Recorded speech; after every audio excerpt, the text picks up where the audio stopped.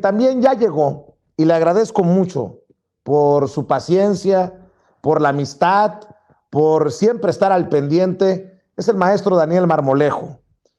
Debo de decir, Daniel, que te hemos extrañado mucho, sobre todo es importante escuchar tu voz en medio de tanto ruido. Ya le voy a dar contexto a lo que te quiero proponer para empezar, pero a la distancia primero te mando un abrazo. Daniel Marmolejo es productor del documental Guerra Híbrida. A él lo venimos escuchando por años decir que por ahí se viene la guerra híbrida, que por ahí se viene el golpe blando, y creo que ahora a la gente le queda más claro de lo que hablabas o de lo que vienes hablando desde hace ya algunos años. Querido Daniel, ¿cómo estás? Bienvenido a tu casa.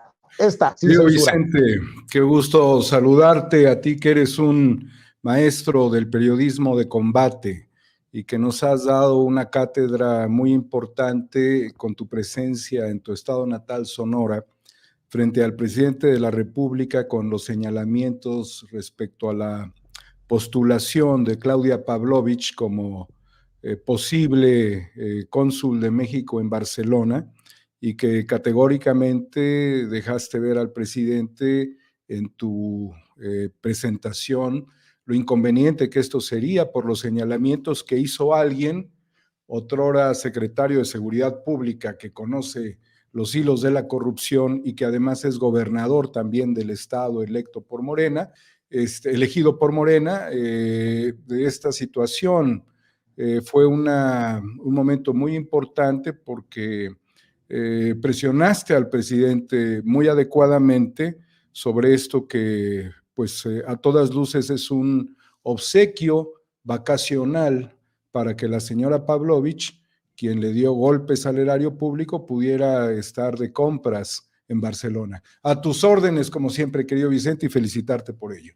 Muchas gracias, Daniel. Viniendo de ti, lo aprecio mucho. Esperemos seguir contribuyendo al debate recio como le gusta al presidente, pero respetuoso, constructivo, para transformar a nuestro país. Daniel, déjame retomar algo que dijo el presidente, porque me acordé mucho de ti con las palabras del presidente hoy. No es Loret, no es Krause, no es el Reforma. Aquí se trata de literalmente una guerra por dos diferentes conceptos, planes, ideas de nación. El presidente lo dijo así en la mañanera y le entramos directo con Daniel Marmolejo después de ver y escuchar al presidente. En entregar bienes de la nación, del pueblo, a particulares. Si lo analizan, eso fue lo que hicieron con sus reformas estructurales y beneficiar, pues, a minorías. Por eso ahora hay oposición, porque no es Loret, no es el Reforma, no es Krause, no, son dos proyectos de nación distintos y contrapuestos. Eso es lo que está en el debate. Y pues cada quien se está colocando en su sitio, pero es algo muy profundo. Por eso hablamos de transformación. No es más de lo mismo, no es el gatopardismo, es llevar a cabo un cambio profundo, radical, arrancar de raíz al régimen corrupto, de injusticias, de privilegios. Por eso, porque hay que arrancar de raíz, es que entiendo el ruido, la virulencia con la que le responden al presidente. Ahora que se han concatenado, Daniel Marmolejo, para cerrar filas con Carlos Loret de Mola, el rostro de muchos intereses que hay que destapar. La guerra híbrida, el golpe blando, ahora sí con nombre y apellido, con rostro, Daniel. Querido Vicente, es la guerra híbrida, como se está viviendo en otras regiones del mundo, como se está viviendo en Ucrania, en donde el mundo está pasando de la guerra híbrida al desplazamiento de tropas, pero quizás volvería tras el retroceso de las tropas rusas, particularmente en los límites con Ucrania, esta retirada, a nuevamente restablecerse la guerra híbrida en esa región, pero en México definitivamente lo es también. También hay guerra híbrida en Bielorrusia, ha habido guerra híbrida entre China y Taiwán, ha habido guerra híbrida en Argentina, bueno, en general en todo el continente, ha habido guerra híbrida entre Pakistán y la India.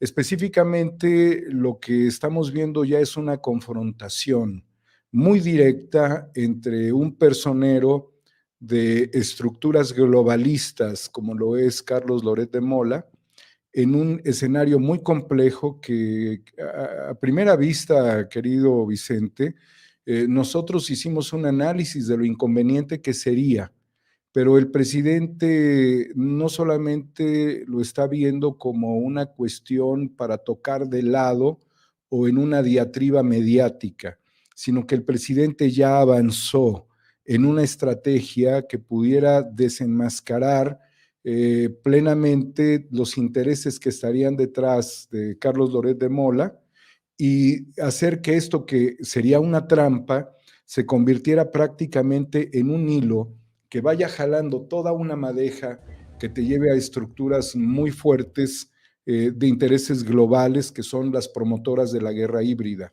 Dentro de esto hay muchos otros personajes que se pueden ir reflexionando. Y yo creo que después de esto que el presidente nos hizo reflexionar hoy en la mañana y vibrar en el análisis político nacional, en una contraofensiva, y lo hace literalmente porque fue ofendida a su familia sin argumentos reales, esta contraofensiva que tiene información muy especializada el presidente y que además le consulta al INAI, al Instituto Nacional de Acceso a la Información, para que no solamente como presidente, sino también como ciudadano pudiera exponer cuáles son los recursos que se manejan a través de este personaje y de su familia y de las estructuras que están detrás, que sabemos que hay políticos exgobernantes ahora y que ha habido fondos económicos muy significativos para la construcción del modelo de Latinos. Todavía hay más cosas de fondo.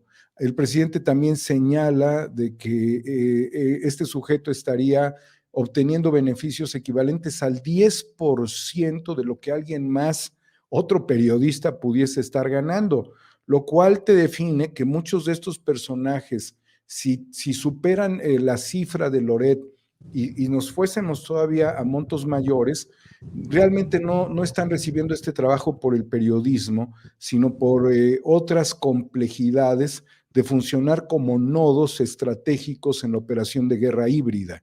Estarían recibiendo más recursos con los cuales pudieran actuar.